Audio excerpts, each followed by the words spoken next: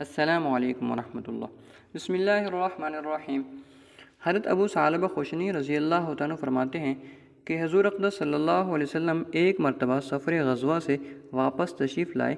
آپ نے مسجد میں جا کر 2 رکعت نماز پڑھی اور آپ کو یہ بات پسند تھی کہ سفر سے واپسی پر پہلے مسجد میں جائیں اور اس میں 2 رکعت نماز پڑھیں، پھر حضرت فاطمہ رضی اللہ تعالیٰ عنہ کے گھر جائیں اور اس کے بعد اپنی ازواج مطہرات کے گھروں میں جائیں۔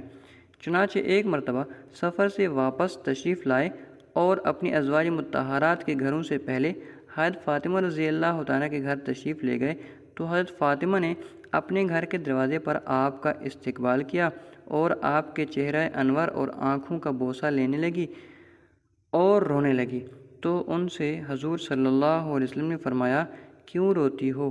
انہوں نے عرض کیا، یا رسول اللہ، آپ کی یہ حالت دیکھ کر رو رہی ہوں کہ آپ کا رنگ سفر کی مشقت کی وجہ سے بدل چکا ہے اور آپ کے کپڑے پرانے ہو گئے ہیں۔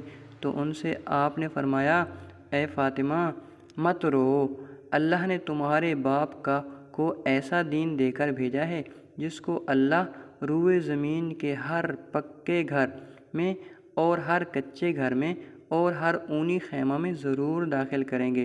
جو اسلام میں داخل ہوں گے وہ عزت پائیں گے اور جو داخل نہیں ہوں گے وہ ذلیل ہوں گے، اور دنیا کے جتنے حصہ میں رات پہنچتی ہے اتنے حصے میں یہ دین بھی پہنچے گا، یعنی ساری دنیا میں پہنچ کر رہے گا۔